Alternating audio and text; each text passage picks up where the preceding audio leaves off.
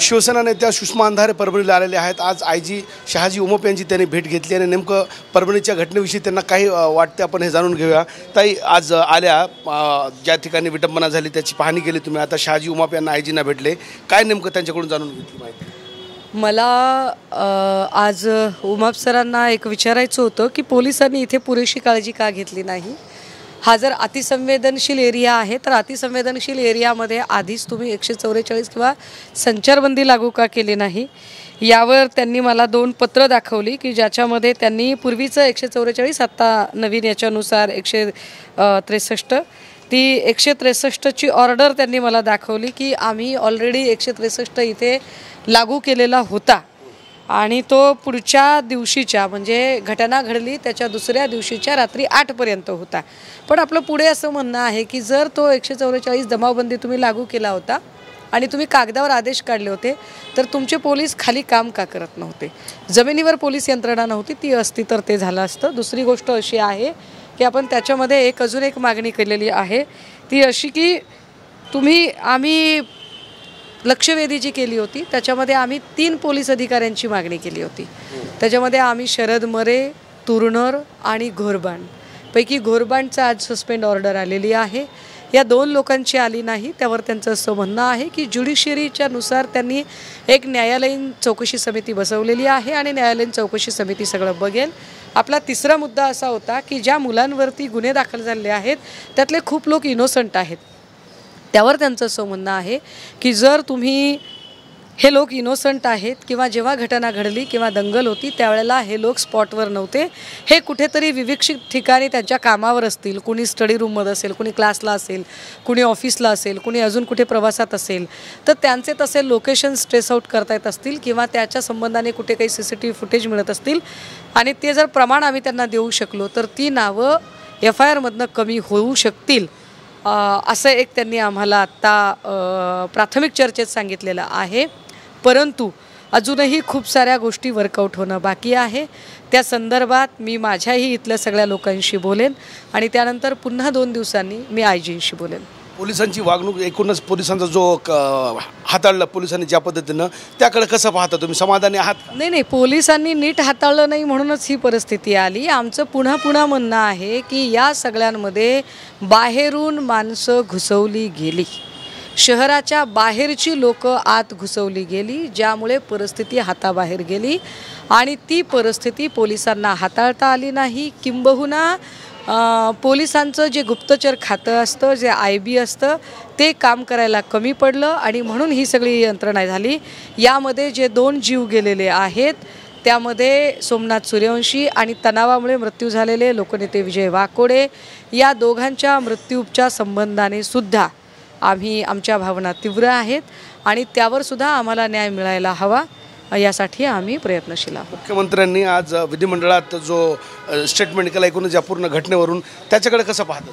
नाही, मुख्यमंत्री महोदयांनी जे स्टेटमेंट केलं त्या स्टेटमेंटवर मी अजिबातच समाधानी नाही। किंबहुना माझं असं म्हणणं आहे, मी आता आयजींना बोलतानाही म्हटलेलं आहे की मुख्यमंत्री महोदयांनी सभागृहाच्या पटलावर ज्या बाबी मांडलेल्या आहेत त्या बाबींमध्ये प्रचंड तफावत आहे। प्रत्यक्ष घडलेला घटनाक्रम आणि त्यांनी मांडलेली बाजू यामध्ये प्रचंड तफावत आहे। पण याच्या 2 गोष्टी असू शकतात, जेव्हा मंत्री महोदय किंवा मुख्यमंत्री महोदय सभागृहाच्या पटलावर बोलत असतात तेव्हा संबंधित विभागाकडनं एक नोटिंग त्यांना मिळत असतं।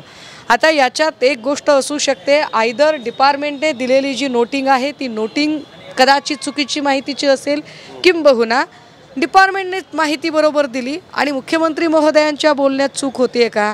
दोन्हीपैकी कुठेतरी नक्की तफावत आहे। ती तफावत काय ती सुद्धा शोधून काढली पाहिजे।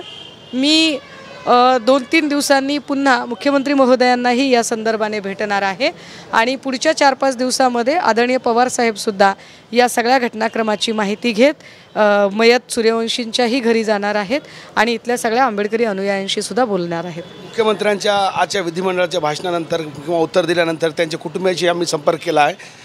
सोमनाथ सूर्यवंशी यांच्या तीव्र त्यांच्या काही भावना आहेत। ते म्हणतायत की मुख्यमंत्री हे सांगतायत की CCTVमध्ये दगडे मारताना वगैरे आहे सूर्यवंशी आले, मात्र तसं काहीच नाही, आमचा मुलगा विद्यार्थी होता।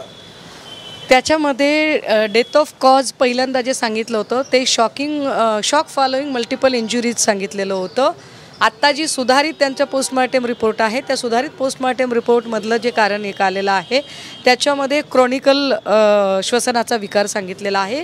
क्रॉनिकल म्हणजे जुना श्वसनाचा विकार.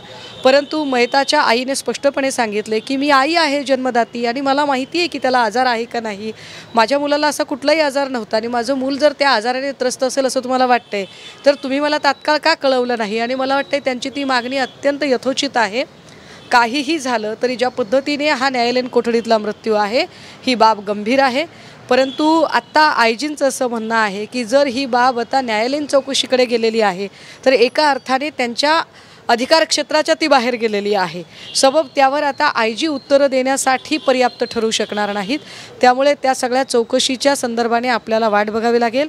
परंतु आमचं स्पष्ट म्हणणं आहे की या तीनही अधिकारी असतील किंवा एकूण घटनाक्रम असेल याची एकूण चौकशी व्हायला पाहिजे आणि त्याच्यासाठी वेगळी SIT नेमली गेली पाहिजे.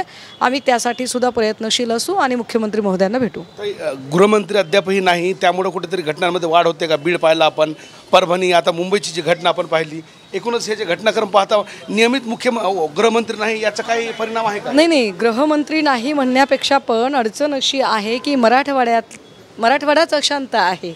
बीडमधलं संतोष देशमुखांचं प्रकरण असेल किंवा परभणीचं अशांत राहणं असेल किंवा अंबडमध्ये इयत्ता 11वीच्या विद्यार्थिनीने सुसाईड करणं असेल, ह्या सगळ्या जर घटना बघितल्या तर गृहमंत्रालयाच्या अभावाने जी एक बेबंदशाही निर्माण झाली आहे या बेबंदशाहीची जबाबदारी कोण घेणार यावर माननीय मुख्यमंत्री महोदयांनी बोलणं अपेक्षित होतं. 5-5, 6-6 आमदार जेव्हा मराठवाड्याच्या अशांततेबद्दल आणि मराठवाड्यातल्या बेबंदशाहीबद्दल बोलत आहेत त्यावेळेला त्या 5-7 आमदारांना उत्तरादाखल म्हणून काय भरीव ठोस कारवाई केली तर यावरती त्यांनी काहीही नाही. मला असं वाटतं की मुख्यमंत्री महोदयांनी शाब्दिक खेळ फार चांगले खेळलेले आहेत. मात्र एक ठोस कृती कार्यक्रम किंवा एक ठोस कृती जी करणं असतं आणि विशेषतः मराठवाड्याच्याबद्दल ती अजूनही केलेली नाही. जसं की 5-6 आमदारांनी एकत्रितपणे सांगितलं की साहेब तुम्ही ज्या पद्धतीने गडचिरोलीला आव्हान म्हणून स्वीकारलेलं आहे तसं तुम्ही बीडला आव्हान म्हणून स्वीकारा. एकदा कळू देत तरी की काय होते आणि काय नाही ते. पण यावरती त्यांनी अजूनही काहीच म्हटलेलं नाही. त्यांचं असं म्हणणं आहे की घोरबंडच्या संबंधाने खूप साऱ्या तक्रारी होत्या मात्र 2 अधिकाऱ्यांच्या तुलनेत त्या काही नाही आहेत.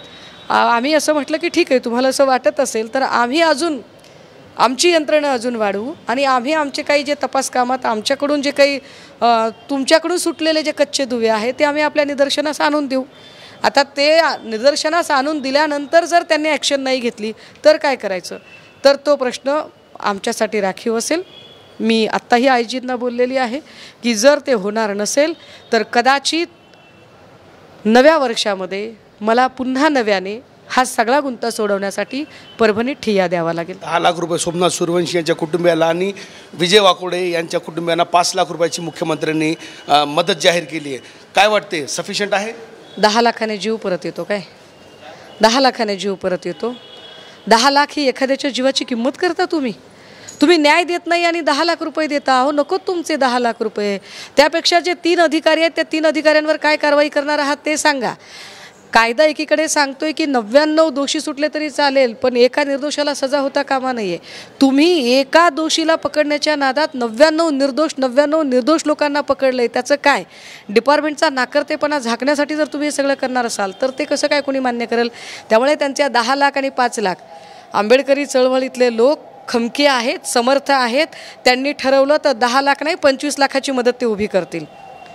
आर्थिक मदतीवर तुम्ही आर्थिक मदतीचं नकात बघू. तुमचं काम हे आम्हाला न्याय देणं आहे, कायदा सुव्यवस्था सांभाळणं आहे. ते तुम्ही चोखपणे पार पाडलं तरी पुष्कळ आहे. शेवटचा प्रश्न, परभणी बीड फेल्युअर नेमकं कोणाचं? अर्थात मुख्यमंत्री महोदयांचं. जेव्हा जेव्हा फडणवीस साहेब मुख्यमंत्री होतात तेव्हा तेव्हा मराठवाडा अशांत का होतो?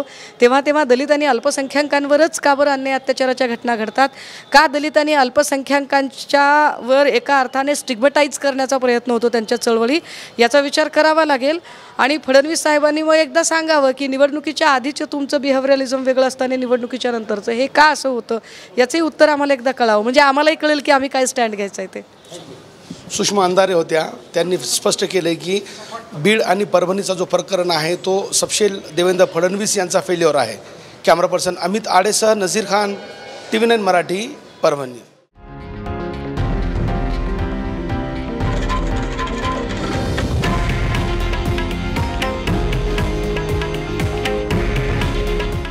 आहे देशातील नंबर 1 न्यूज नेटवर्क आणि आपण पाहत आहात TV9 मराठी.